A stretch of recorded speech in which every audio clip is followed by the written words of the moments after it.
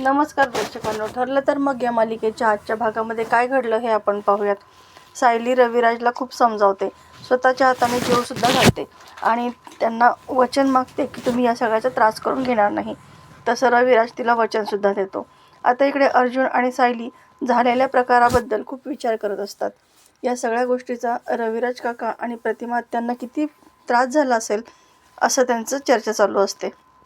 दुसऱ्या दिवशी प्रतिमाचा मूड बदलावा यासाठी सायली तिला छान गरम गरम चहा देते आणि प्रतिमा म्हणते, काल तू जे काही केलंस ना त्याबद्दल खरंच खूप थँक्स, कारण हे मला करणं जमलंच नसतं. जिया बाईचा नवरा इतका ढसाढसा रडलेला आहे, त्या बाईला आणखी आता कसं वाटत असेल. त्यांना इतकं हरलेलं मी पहिल्यांदाच पाहिलं आहे, पण तू होतीस म्हणून ते अगदी सावरले.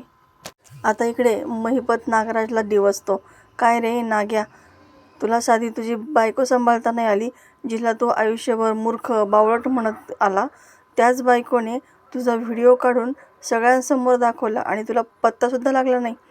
नागराज म्हणतो, बरेच रे तुला जेलमध्ये बसल्या बसल्या सगळ्या खबरा असतात. महिपत म्हणतो, अहो नागराज शेठ, त्यासाठी ना माणसं सांभाळावी लागतात. तुमच्यासारखं थोडी आहे का, अजूनही माझ्यातली नीतिमत्ता जिवंत आहे. तुमच्यासारखं नाही मी.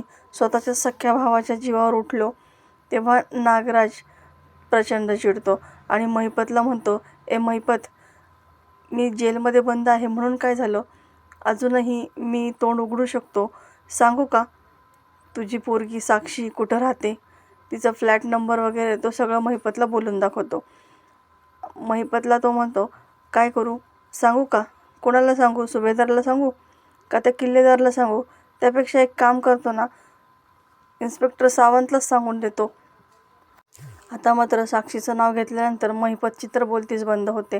त्यानंतर तो काहीच बोलत नाही, कारण त्याचे हात दगडाखाली असतात. आता इकडे रविराज पुन्हा ॲक्सिडेंटची फाईल्स चेक करत असतो. अर्जुनला तो सांगतो की किती शांत आणि थंड डोक्याने नागराज आम्हाला मारण्याचा प्रयत्न करत होता आणि ही गोष्ट आम्हाला कळलीसुद्धा नाही. म्हणजे ज्यावेळेस आमचा ॲक्सिडेंट झाला तेव्हा गावकऱ्यांनी आम्हाला तिकडे सांगितलं होतं की या ठिकाणी तुमचा ॲक्सिडेंट झाला, पण मला तर दुसऱ्या लांबच्या हॉस्पिटलमध्ये ॲडमिट केलेलं होतं. आता तुझ्या बड्डेच्या दिवशी सगळेजणं आम्ही इथेच होतो आणि नागराजसुद्धा होता. मग असं असताना नागराजला मला भेटायला यायला इतका उशीर का लागला, म्हणजे तो त्याच दिवशी खरं आम्हाला भेटायला यायला हवा होता, पण तो दुसऱ्या दिवशी आला. आता या सगळ्याचा त्याला खूप त्रास होत असतो. सायली त्या ठिकाणी येते आणि म्हणते, काका तुम्ही मला प्रॉमिस केलं आहे तुम्ही या सगळ्याचा त्रास करून घेणार नाही. तेव्हा रविराज म्हणतो, अजिबात नाही, तुला दिलेलं प्रॉमिस मी कधीच मोडणार नाही. आता ही सगळी गोष्ट प्रिया ऐकते आणि मनातच म्हणते, दोघंही चांगले जेलमध्ये अडकलेत. महिपत तर साक्षीमुळे गप्प बसेलच, पण या नाग्याचं तोंड जरा ठेचावंच लागणार आहे. पण काय करावं लागेल जेणेकरून हा नागोबा माझं नाव घेणार नाही. आता सायली विचारते की आज आपल्याला कोर्टामध्ये जायचं आहे का, मग सुमन काकींची साक्षीसुद्धा होईल का. तेव्हा अर्जुन आणि सायली हो असं म्हणतात आणि ते सुमनला वरच्या खोलीमध्ये येण्यासाठी सांगतात. आता रविराज जेव्हा खोलीमध्ये चार्ट पाहतो तेव्हा त्याला खूप कौतुक वाटतं. अर्जुन म्हणतो, तू शिकवल्याप्रमाणे अजूनही मी तसंच स्टडी करतो आहे, पण हे सगळं सायलीने तयार केलं आहे. तितक्यात सुमन तिथं येते. आता अर्जुन आणि रविराज दोघेही सुमनला साक्ष देण्यासाठी पूर्ण तयारी करून घेत असतात.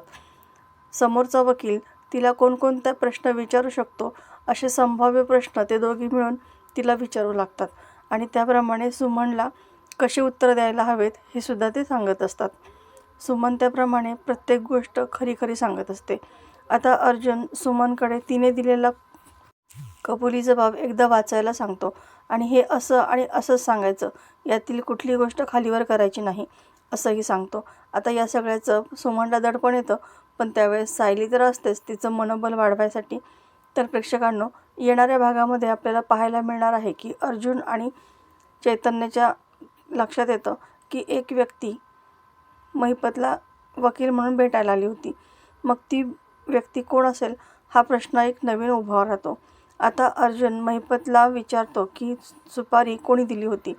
महिपत त्या व्यक्तीचं नाव सांगेल का, हे सगळं पाहणं अतिशय रंजक ठरणार आहे. अशाच मालिकेच्या नवनवीन व्हिडिओ अपडेटसाठी चॅनलला सबस्क्राईब करा. नोटिफिकेशनसाठी बेल आयकॉन अवश्य दाबा. व्हिडिओ पाहिल्याबद्दल धन्यवाद.